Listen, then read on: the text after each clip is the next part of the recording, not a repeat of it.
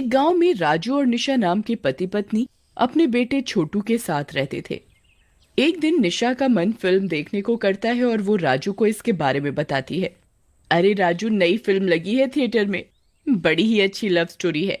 कल ही मेरी सहेली पूजा उसे देख कर आई है, क्यों ना हम भी देखने चले। वाह वाह वाह वाह डार्लिंग, तुमने तो मेरे मुंह की बात छीन ली। लेकिन वो भूत की लव स्टोरी है, तुम्हें मजा तो आएगा ना? क्योंकि पिछली बार तुमने भूत की फिल्म देखी थी तो 3 दिन तक मुझे अपने ऑफिस की छुट्टी लेकर घर पर ही रहना पड़ गया था। चलो जी, अब ज्यादा दांत मत दिखाओ और जाकर टिकट ले आओ, नहीं तो आज का खाना तुम्हें ही बनाना पड़ेगा। इसके बाद राजू अपने काम पर चला जाता है और फिल्म की टिकटें बुक करा देता है और शाम को अपने घर जल्दी पहुंच जाता है। प्रीतम, टिकटें मिल गई हैं, वो भी कॉर्नर वाली, वो भी नाइट शो है। आज मजे करेंगे खूब सारा। Night show? लेकिन रात की टिकट क्यों ली? क्या तुम्हें पता नहीं उस रास्ते में चुड़ैल का साया है और रात में वहां से कोई आता जाता नहीं। तुम सही हो निशा डार्लिंग, फिल्म भी आज ही देखनी है और रात में डरना भी है। अरे, चुड़ैल वुड़ैल कुछ नहीं होता। तुम तो फालतू में लोगों की सुनी सुनाई बातों से डरती हो। हम्म। उसके बाद रात में राजू और निशा छोटू को लेकर फिल्म देखकर बाइक पर वापस लौट रहे होते हैं। तभी राजू बोलता है। देखो, अब तो थोड़ी ही दूर रह गया। अपना घर कहाँ है तुम्हारी चुड़ैल? मैं ना कहता था कि कोई चुड़ैल नहीं होती है, हाँ? तुम औरतें भी ना। तभी राजू की बाइक एकदम से झटके मारकर वहीं रुक जाती है। इस बात पर निशा को गुस्सा आ जाता है। ये आदमी ना मेरी बात नहीं मानता, देखा रुक गई ना बाइक, और उड़ा ले मजाक, बेवकूफ कहीं का। अरे क्या तुम भी निशा, गुस्सा तो ऐसे कर रही हो जैसे मैंने बाइक खराब कर दी है। हम्म। वो दोनों बातें कर ही रहे होते हैं कि तभी वहां एक गाड़ी आती है और रुकती है। उस गाड़ी में एक बहुत ही खूबसूरत औरत बैठी होती है। गाड़ी रुकते ही राजू उस गाड़ी के पास जाता है और उस औरत से बोलता है। अरे मैडम जी, हमारी बाइक खराब हो गई है और इतनी रात में हमें कोई मदद भी नहीं मिलेगी। क्या आप हमें लिफ्ट देंगी? हाँ हाँ, क्यों नहीं।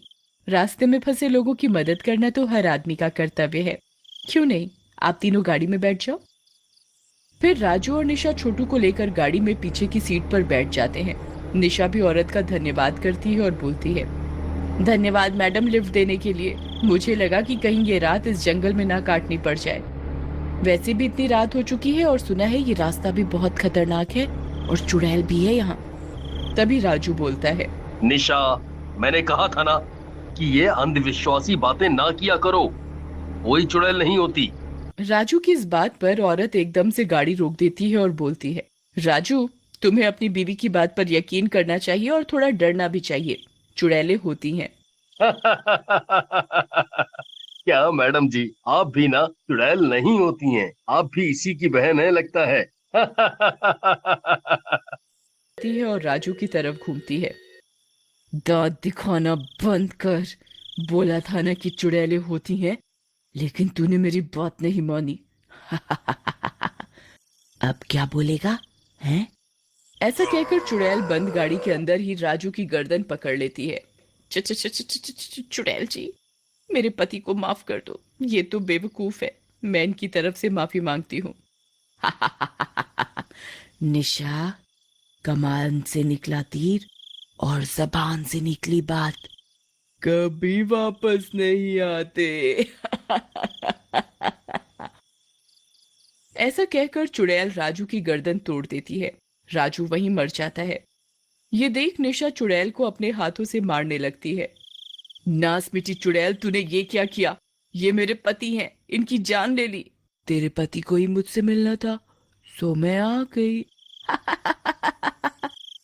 अब तू भी जा उसी के पास। ऐसा कहकर चुड़ैल निशा को भी मार डालती है। तभी उसकी नजर छोटू पर पड़ती है। ये तो बच गया।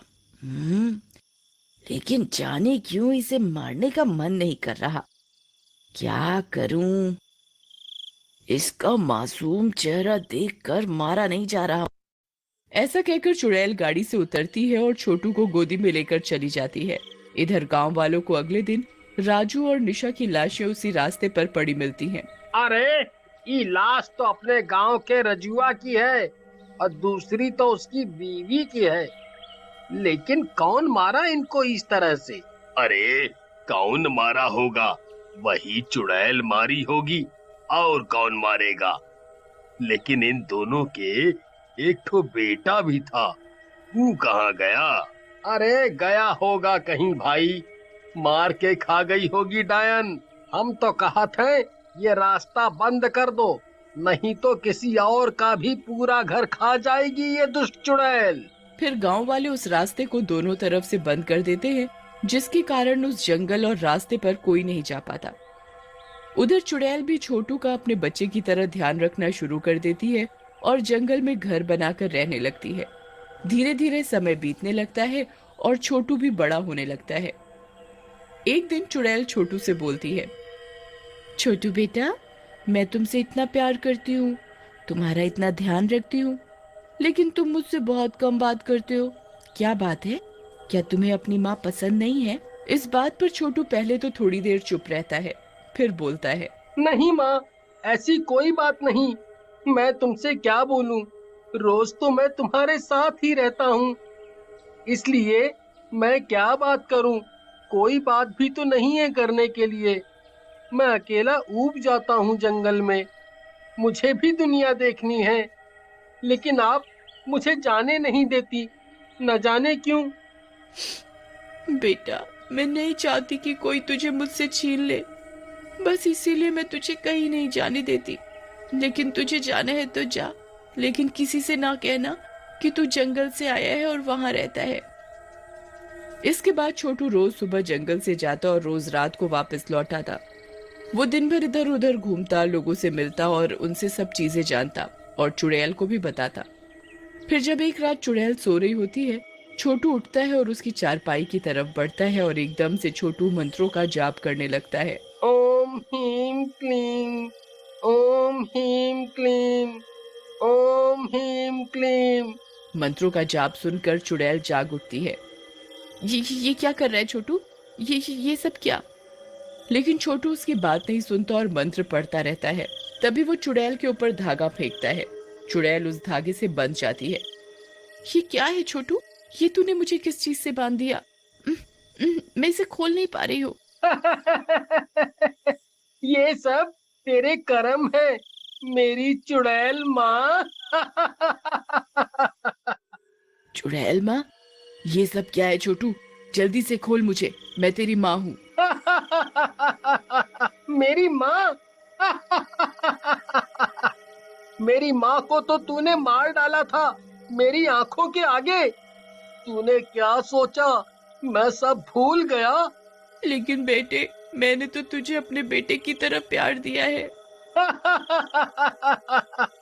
एक माँ से उसके बेटे को छीनकर माँ बनने चली हो? मुझे तो बस एक मौका चाहिए था यहाँ से निकलने का और मंत्र सीखने का। वो मैं सीख गया हूँ अपने गांव के पुजारी से। सही कहा है इंसान के बच्चे, तू भी और इंसानों की तरह दोगला निकला, लेकिन मैं तुझे जिंदा नहीं छोड़ूंगी। तुझे भी तेरे माँ बाप के पास भेज दूंगी। तभी वहाँ गांव के पुजारी पहुंच जाते हैं। दुष्ट चुड़ैल, किसी और के संसार को उजाड़कर तू अपना संसार नहीं बना सकती। बेटा, ले, इस पर गंगा जल छिड़क दे।